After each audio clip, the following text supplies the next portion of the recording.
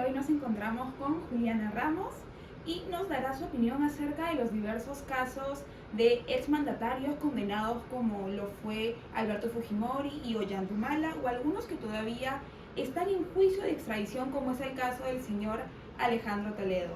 Hola, ¿cómo te encuentras, Juliana? ¿Qué tal? Muy contenta, gracias por la entrevista.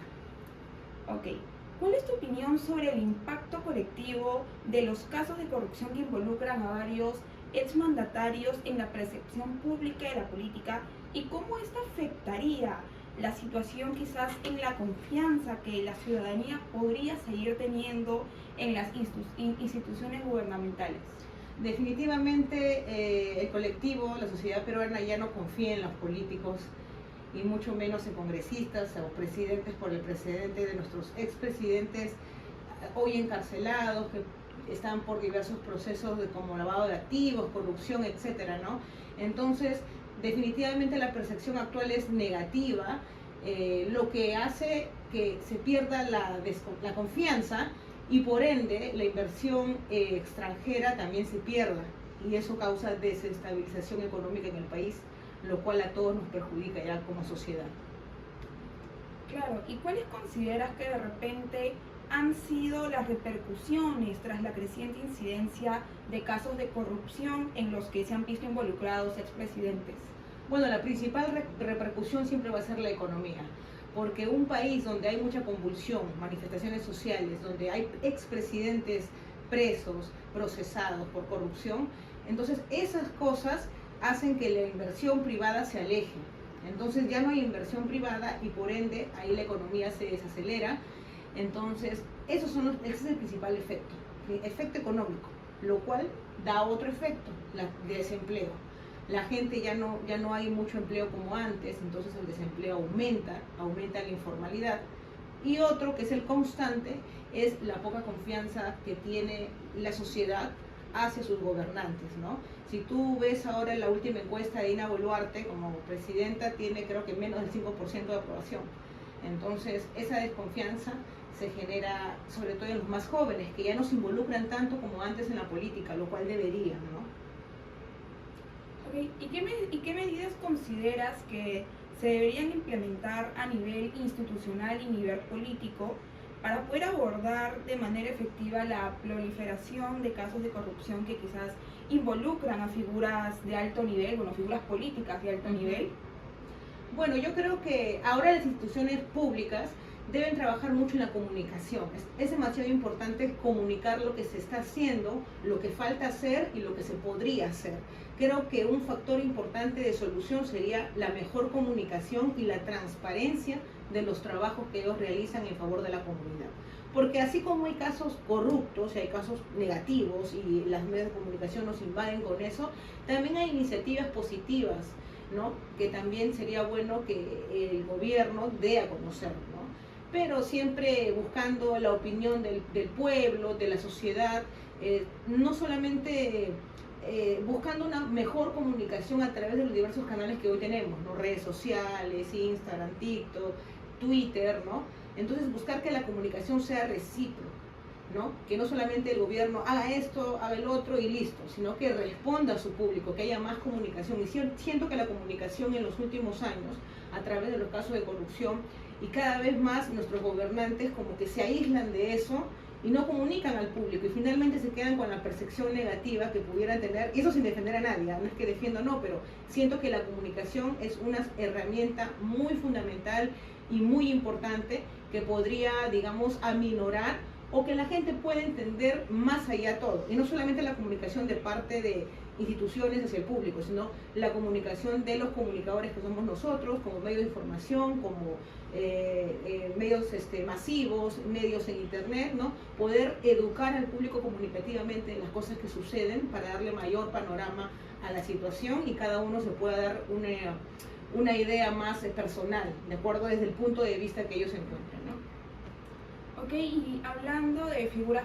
políticas de alto nivel, ¿cuál es su evaluación sobre la efectividad de las instituciones judiciales en el procesamiento y condena de exmandatarios acusados por corrupción, como es el caso del señor Alejandro Toledo?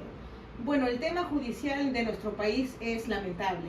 Tenemos la columna vertebral chueca desde hace mucho tiempo a nivel judicial.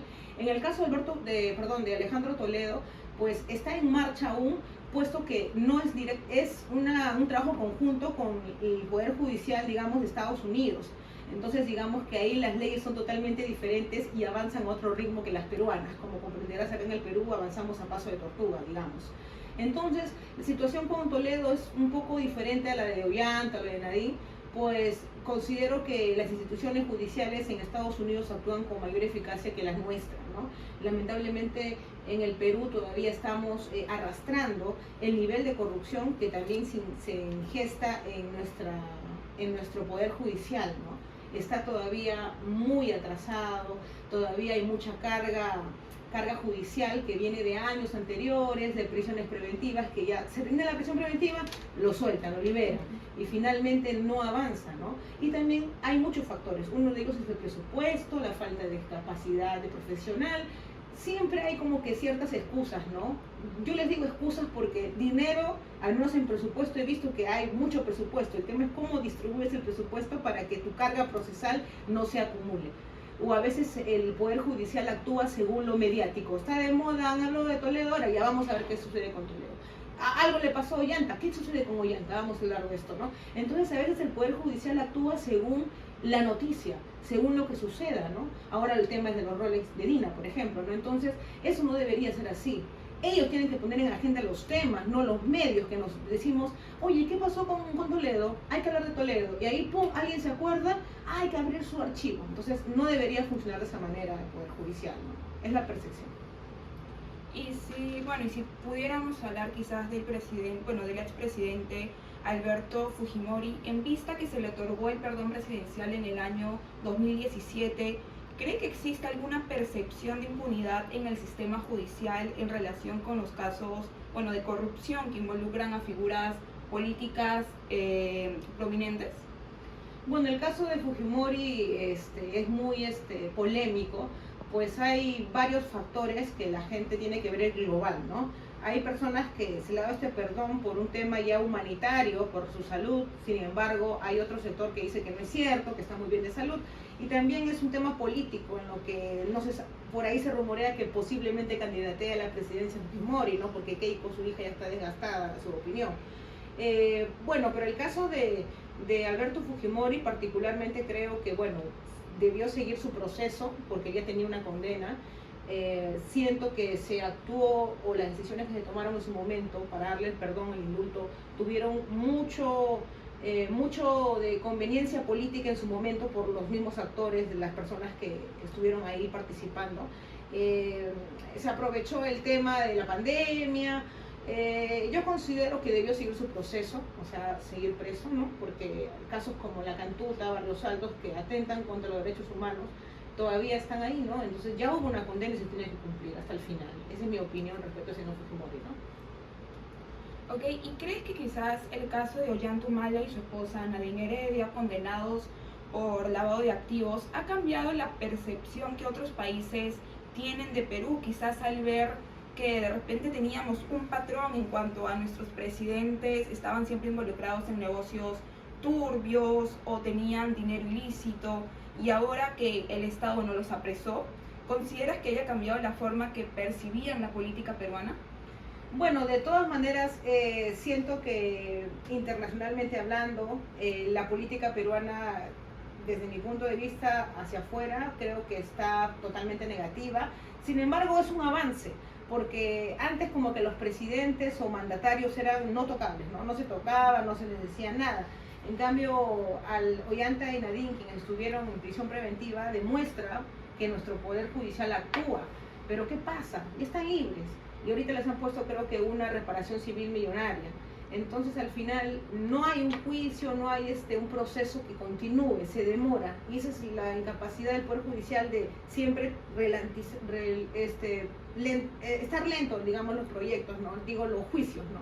Siempre hay evaluaciones, instancias, el abogado, para poder alargar el proceso, y finalmente el proceso, al ser alargado, pierde su valor y pierde ya caduca, ¿no? Entonces ya hay que volver a abrir otro proceso.